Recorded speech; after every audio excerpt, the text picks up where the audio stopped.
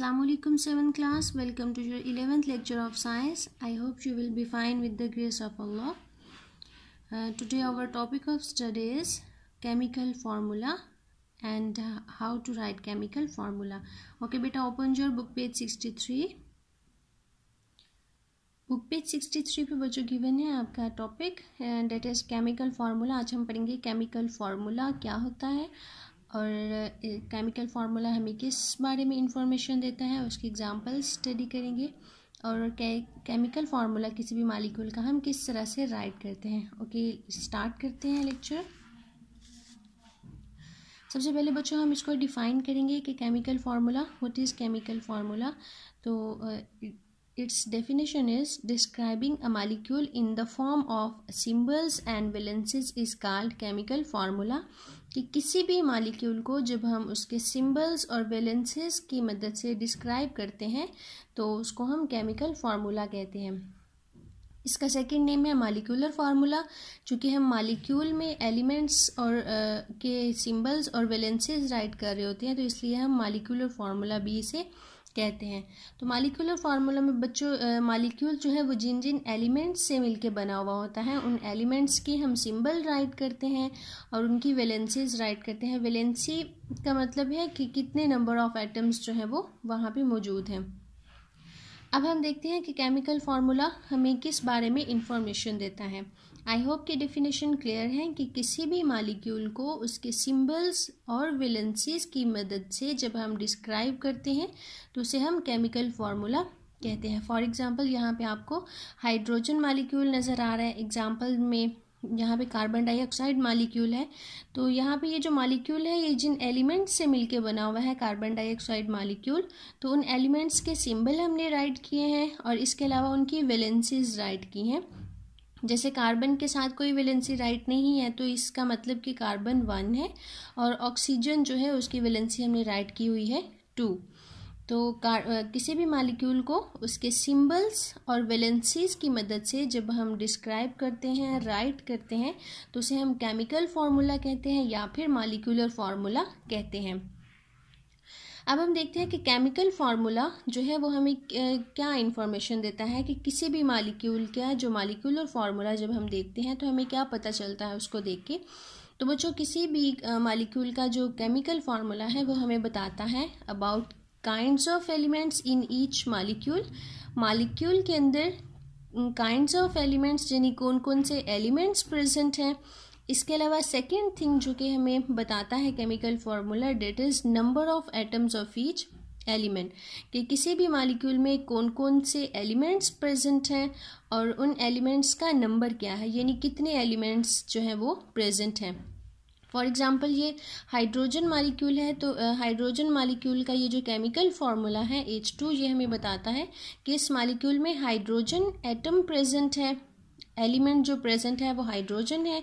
इसके अलावा second thing जो हमें ये मॉलिक्यूलर फार्मूला बताता है वो ये है कि कितने हाइड्रोजन प्रेजेंट हैं, डेट इज़ 2. तो हमें एक तो इससे पता चलता है केमिकल फार्मूला से कि काइंड्स ऑफ एलिमेंट्स कौन सी हैं, कि केमिकल के किसी मॉलिक्यूल के अंदर कौन कौन से एलिमेंट्स प्रेजेंट हैं, और सेकंड थिंग कि वो जो एलिमेंट्स हैं उनकी तादाद कितनी है. यहाँ पे जो सेकंड एग्जांपल है that is carbon dioxide molecule. तो यहाँ पे बच्चों कार्बन डाइऑक्साइड में सी कार्बन जो एलिमेंट्स प्रेजेंट हैं वो है कार्बन एंड ऑक्सीजन. तो इससे हमें पता चला कि इस काइंड्स ऑफ एलिमेंट्स कौन कौन सी हैं, कार्बन एंड ऑक्सीजन.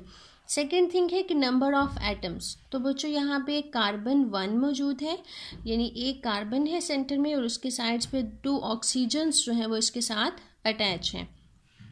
तो यहाँ पे जो कार्बन है उसको हम सी से रिप्रेजेंट करते हैं. डाई का मतलब होता है 2 और oxide mean oxygen, carbon dioxide molecule. तो बच्चों ये हमें बताता है कि काइंड्स ऑफ मॉलिक्यूल एलिमेंट्स क्या हैं और इसके अलावा नंबर ऑफ एटम्स कितने हैं. अब हम देखते हैं कि किसी भी मॉलिक्यूल के केमिकल फार्मूला को हम राइट कैसे करते हैं.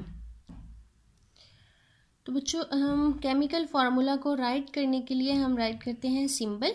जिन एलिमेंट्स से मिलके मॉलिक्यूल बना हुआ होता है उन एलिमेंट्स के सिंबल राइट करते हैं और साथ में उनके सब्सक्रिप्ट राइट करते हैं।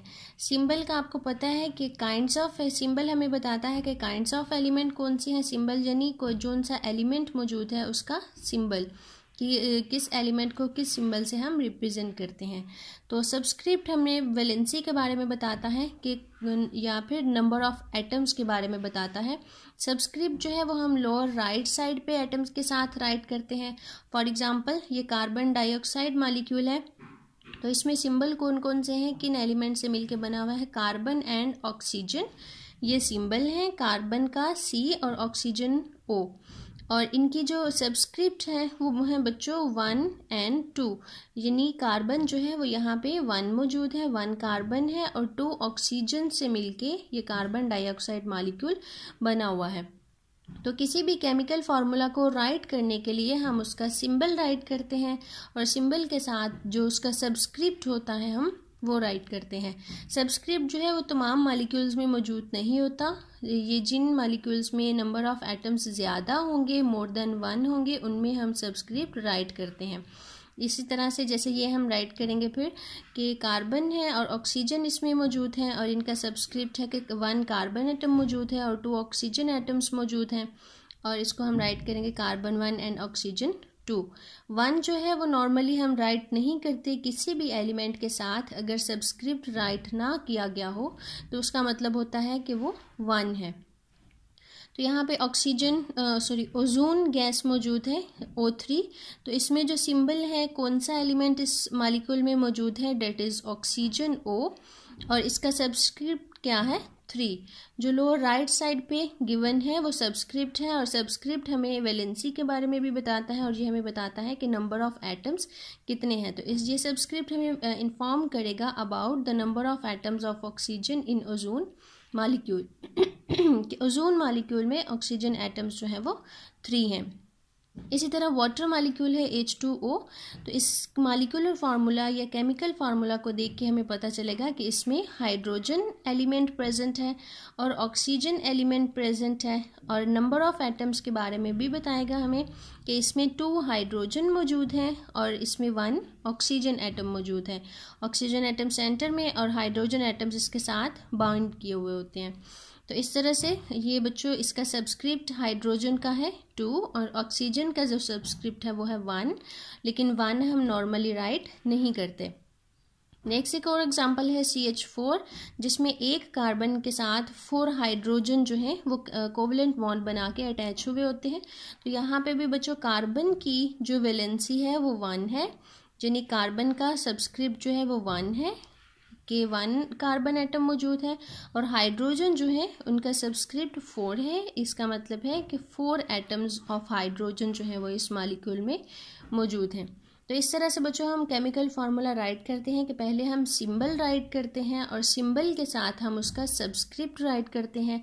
जैसे ये ऑक्सीजन एटम का सिंबल है O, और O के साथ हम उसका सब्सक्रिप्ट राइट करेंगे 2। आई होप कि यहाँ तक क्लियर होगा। इसके अलावा बच्चों कुछ एक और आपके नॉलेज के लिए बात है कि हम कार्बन को ही पहले क्यों लिखते हैं, ऑक्सीजन को पहले क्यों नहीं लिखते। तो बच्चों इसमें होता है कि जो पॉजिटिव चार्ज वाला एटम होता है उसको हम पहले राइट करते हैं, और जो नेगेटिव चार्ज होता है जिस एटम पे, आयन पे, उसको हम बाद में राइट करते हैं। तो सम टाइम हम इनको अल्फ़ाबेटिकली भी को राइट करते हैं। अल्फ़ाबेटिकली जो वर्ड पहले आते हैं उनको हम पहले राइट करेंगे और बाकी को बाद में। तो ये तरीका था बच्चों केमिकल फार्मूला राइट करने का। केमिकल फार्मूला राइट करने के लिए हम पहले सिंबल राइट करेंगे और सिंबल के साथ हम उसका सब्सक्रिप्ट राइट करेंगे। ये था आज का हमारा लेक्चर जिसमें हमने पढ़ा कि मॉलिक्यूल क्या होता है।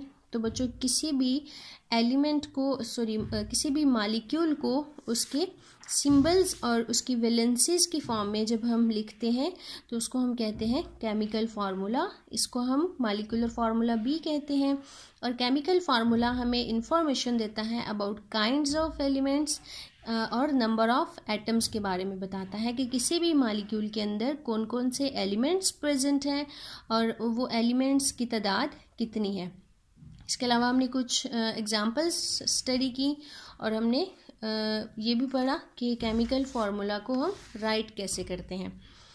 इसको आपने बच्चों अच्छी तरह से लर्न करना है, प्रैक्टिस करना है और अपनी नोटबुक्स के ऊपर इसको शॉर्ट क्वेश्चन की फॉर्म में राइट भी करना है। थैंक यू, अल्लाह हाफिज़।